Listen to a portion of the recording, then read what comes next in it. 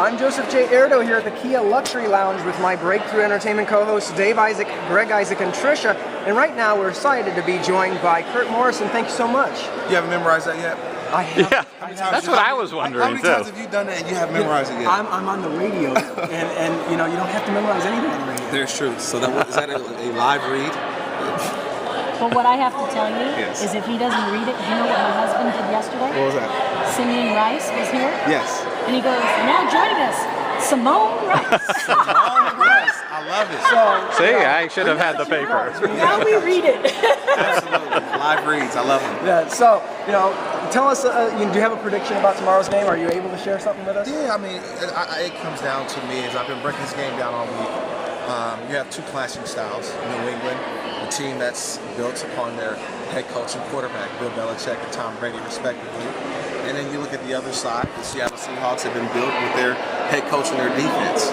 It's Pete Carroll, it's the guys on that Legion of Boom type style of defense. Yeah. And I'm looking forward to an interesting ball game because there's so many individual matchups within this football game, you know, with key players. You know, Marshawn Lynch for the offense of Seattle. For me, it's Rob Gronkowski for the offense of the Patriots. But also, you look at the Patriots defense, a guy like Darrelle Revis who will be at one cornerback position. You look at the on the Seahawks defense, we have Richard Sherman, one of the other best corners in the game. So a lot of individual matchups, a lot of individual performances. But the one thing I always say about the Super Bowl is that every year there's always the unknown of who's going to be that player that, not that we've overlooked, because we look at the stars of the game, the quarterback, the receivers, the running back. But case in point, last year, and I can tell you, if I ask you this question, you got to get 5 seconds to answer it.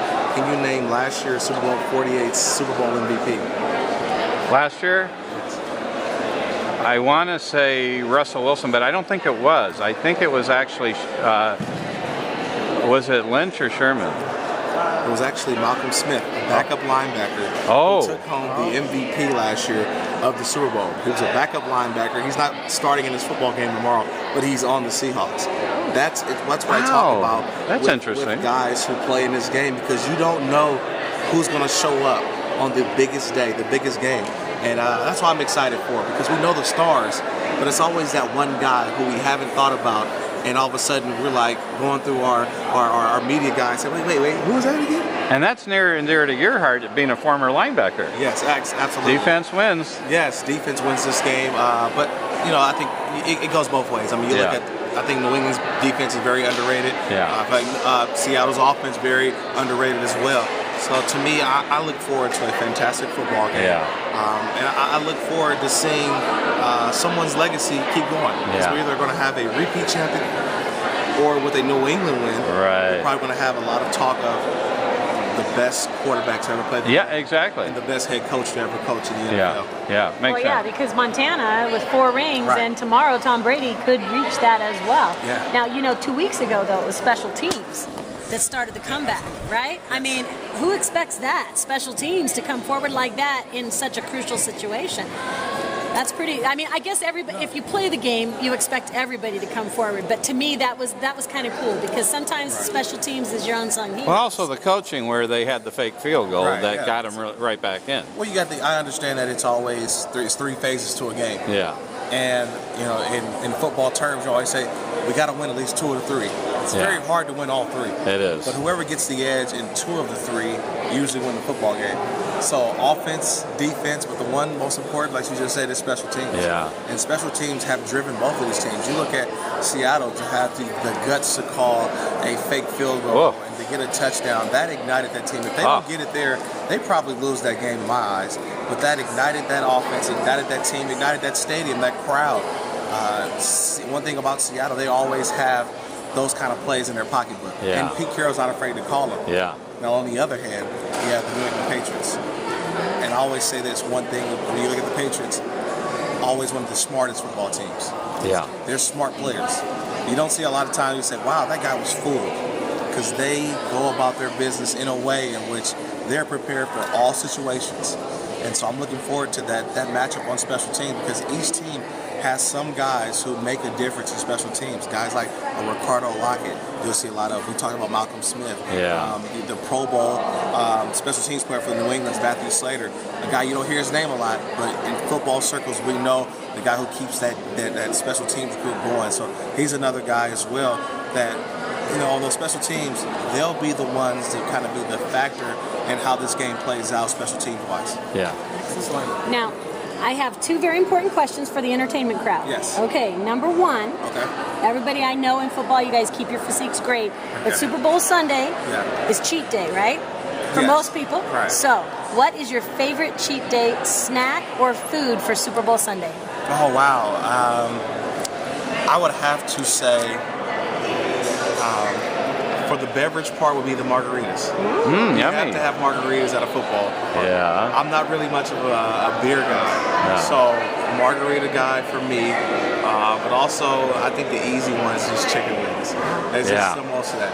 If That you is don't have good. chicken wings, you throw some little pizza in there. Yeah. It's always easy because Doritos, maybe?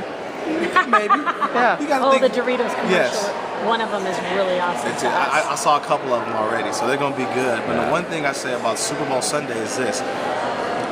It's usually not just 4 or 5 people over. Usually it's a lot of people. Yeah. So how do you feed so many people? Yeah. The easy way is get a bucket of wings. Yeah. And, you get you a couple boxes of pizza. That's the best way. That's the way to do it, and just keep the margaritas coming. So that's been my cheat day, and luckily there's no dessert usually at football. Okay, now my other question is this entire week, but especially yesterday, well actually the last 3 days, there's been so many social events and parties. Right. What kind of parties have you been to? What did you really enjoy? What did you think they did best this year compared to previous years? Well, you got to think it's not just the parties. This is a place in Arizona that I frequent a lot, especially this area of Phoenix, that myself, when I knew Super Bowl was going to be here, you automatically start looking ahead at what else is going on. So I've got a chance to see 2 Phoenix Suns basketball games. Oh, cool. Play against the Wizards and the Chicago Bulls. The Phoenix Open's been here. Tiger Woods playing Thursday and Friday. So you had the PGA Tour here. And then you have all the musical performances and guests. TV, the Bud Light House. Kevin Hart's here. Kevin Hart's here. So many different people who are here. So for me, the social events, and for me as a former player and as someone who's in broadcasting and in television as well, it's just a big family reunion. We said, look, everybody who is involved with major sports or any network, any televisions, they're all here. This is the game. The United States, this is the biggest game that we have. Yeah. And so everybody's here. And so we enjoy it, we embrace it, we have fun, and we enjoy it. And you know what? After it's over, it's, I'll quote Bill Belichick here, it's on to San Francisco, because Super Bowl 50 will be in San Francisco. So I enjoy my time here. I have fun. I see so many friends. And a lot of people you only see once a year. But it's almost like if you've seen them like yesterday. Yeah. Because there's just that kind of fraternity, that kind of family. Oh, so, I look forward to, after this game is over, to going to San Francisco next year and see how that goes. Yeah. Excellent. Well, Kurt, thank you so much for taking the time to talk with us. Appreciate it. See, I never even gave him my prediction. He didn't even know that. See that? Oh, yeah. We talked the entire football game, and I didn't give you the prediction yet. But you know why? Right. It's because when we had Robinson. Hello. Robinson, which one? Craig. No.